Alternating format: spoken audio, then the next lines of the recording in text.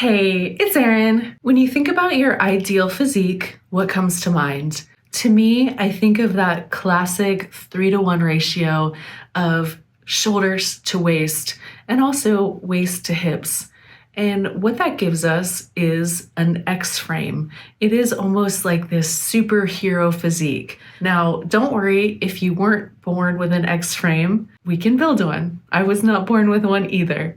So think about objectively looking at your physique and where you would like to build. I know for me, my waist was not the smallest, especially from the front. So it was my goal to build out my delts in order to make my waist look smaller. And this is why bodybuilding, or one of the reasons why bodybuilding is so much fun. We have the ability to create this masterpiece, and not some masterpiece that hangs on a wall somewhere, but a living, moving, breathing masterpiece that we get to wear with us wherever we go. So this video is going to help bring out your masterpiece and help you build that X frame. I've chosen my favorite exercise for each muscle group that is going to help you make gains. Now, this can be done as a single workout, or what you can do is you can take each exercise and just plug it into your current routine. So without further ado, let's go build an X frame. Let's get into the workout. Our first exercise is a wide grip pull down using scapular retraction. If you don't have access to this machine with the independent cables, feel free to use just the regular lat pull down machine with a straight bar and an overhand grip. Now, the idea for this exercise is to break it into 2 separate moves. This is going to help add width to the back and really create that hourglass figure. Now, you're going to start with your arms extended. Then I want you to think about that scapular retraction, and all that means is that you're going to pull your shoulder blades downward and inward, locking them into place. That is the first part of the move.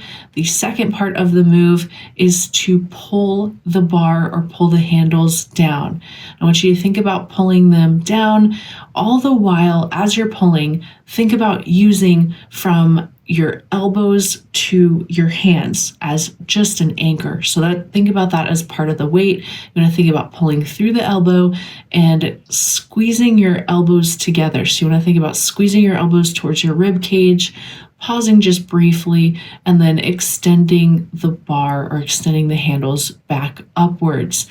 And I want you to go ahead and think about raising those shoulder blades or releasing those shoulder blades so you can go ahead and retract them for the next rep. Our next exercise is the Poin Rays, and this is an excellent exercise for building those side or those lateral delts. I want you to think about using a weight that is just a bit heavier than you would normally use, and it is a few different moves built into one. Once you understand it, it becomes a lot easier. So you're going to start with the dumbbells at your sides, feet about shoulder width apart, and you're going to think about performing a hammer curl. So you've got that neutral grip. And then I want you to think about performing a short lever lateral raise. So your elbows are going to be at a 90-degree angle. I want you to think about pushing those dumbbells away from your body and then slowly extending your forearm out so your body makes a T shape, and holding that for just a second. Now, the most important part of this move is to focus on slowing down that negative, slowing down that eccentric portion of the rep. This particular lateral raise variation is excellent for building muscle, as it's going to work on the negative and using a weight that's heavier than you normally do, which is going to build a lot of strength. Now you're going to slowly lower those dumbbells back down to the starting position and repeat. Next, we're moving on to the rear delt press. Now, as the name suggests, this exercise is excellent for building the rear delts. It's actually the only pressing variation that is going to primarily target those rear delts.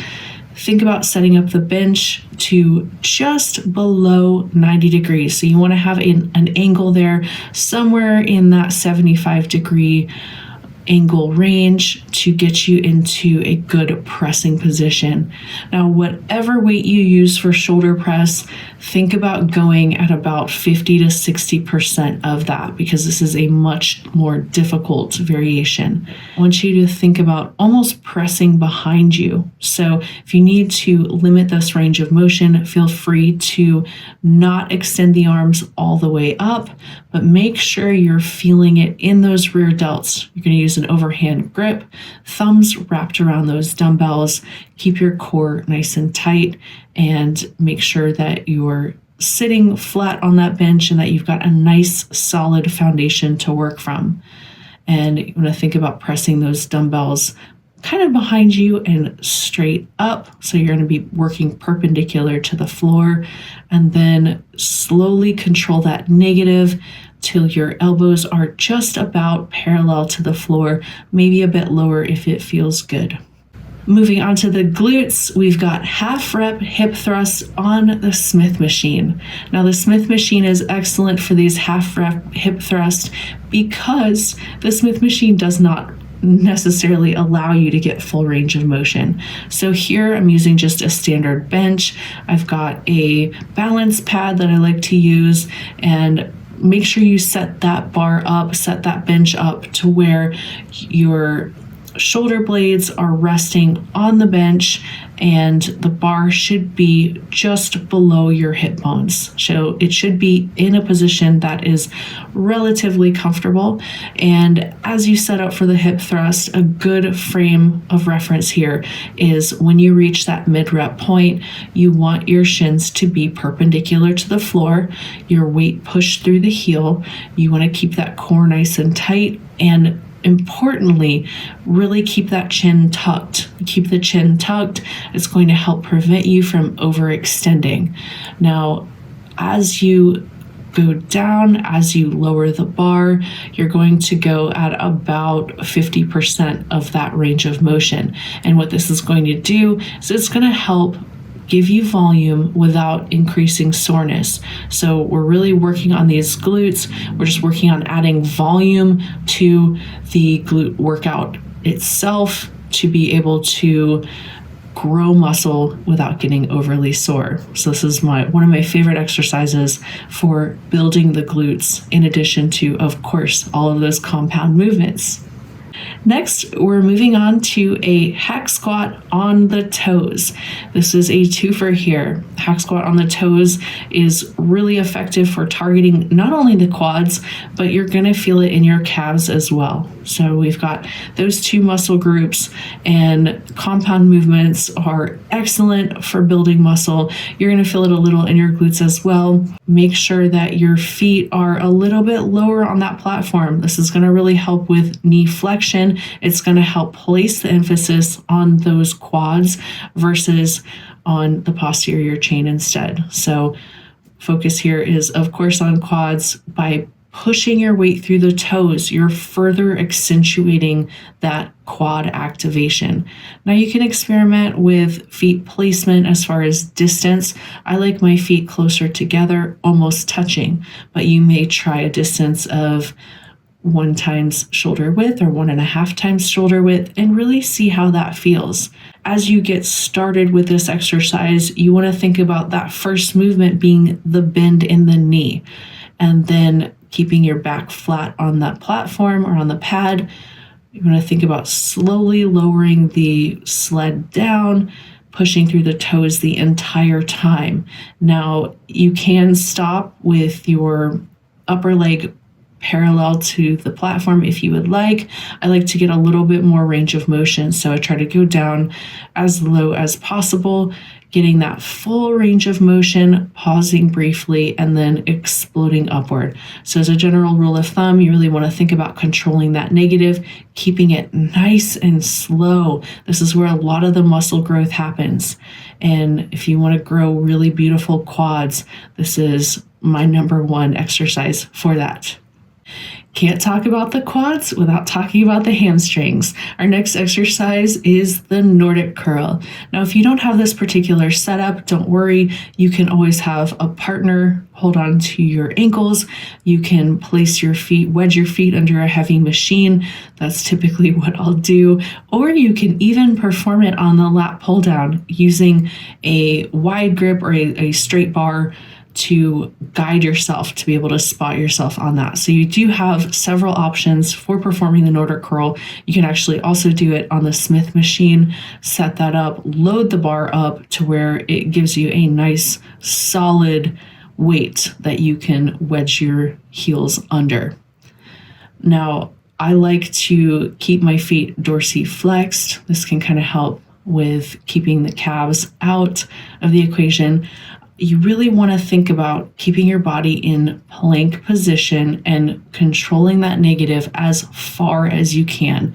So think about that straight line from your knees to your hips to your shoulders as you descend, and place your hands in front of you so you can self-spot as you get towards the bottom. It gets increasingly more difficult. And on this, I typically don't have a rep range that I would recommend. I would just recommend 2 to 3 sets of as many reps as you can. Nordic curls have been shown to be the #1 best exercise for hamstring hypertrophy, and bodyweight exercises in general are excellent for strength development. This happens to be excellent for growth as well. So you want to focus on making sure that you're controlling that negative. Give yourself a little push with your hands. As you come up, think about pulling your body up using just your hamstrings as well. So your knees are the hinge, body's in plank position. Lastly, we're moving on to a kneeling vacuum. Now, when it comes to building an X frame, that of course means a small waist. And one of the best exercises for decreasing the waist, or the best exercise for decreasing the waist, is the vacuum. And we're performing it kneeling here. And you're going to do 2 to 3 sets of as much time as you can hold it. So for this particular exercise, to make it easier, I want you to think about just tilting that pelvis forward a little bit, giving yourself a slight round in the lower back. Breathing in and then exhaling that air, and then think about pulling your belly button to your spine and just holding it. So pull that belly button in. Think about really pulling that diaphragm in and holding. It's an isometric exercise. Again, excellent for training that TVA or transverse abdominis. And if you would like, you can do this exercise first versus last. It just depends on how out of breath you are. Typically, I like to perform it when I'm a little less out of breath. Now, when it comes to gaining muscle and sculpting your physique, progressive overload is going to be really important. And don't get too caught up in this. All this means is that you want to consider increasing the amount of weight that you do, the amount of volume, or increasing the complexity of the exercise each week at around a 5 to 10% increase. This is going to go a long way towards helping your body continue to make adaptations versus just plateauing. Now, another thing to consider is mind-muscle connection. You really want to make sure that you're not wasting reps, that you're able to feel that target muscle, and the target muscle is what's fatiguing first. Also think about nutrition. When it comes to gaining muscle, it's important that you want to be at least maintenance, right? But to gain muscle, it's ideal if you're in a caloric surplus, just a tiny caloric surplus, around 100 to 300 calories over maintenance. And you want that surplus to be in the form of carbs and protein, not in the form of fats. Now, an excess of dietary fat is easily converted into body fat. So if you want to minimize fat gain while you're gaining muscle, just consider having that surplus be proteins and carbs. Is there something you want to see next? Let me know in the comments below. And if you would like a done-for-you program, I have a ton of them available on the site, and we are running a sale. So I'm going to leave a link in the description below. Check it out. If you like this video, please consider liking and subscribing and joining the Fit Fam. That's it for this time. Until next time, train hard, y'all.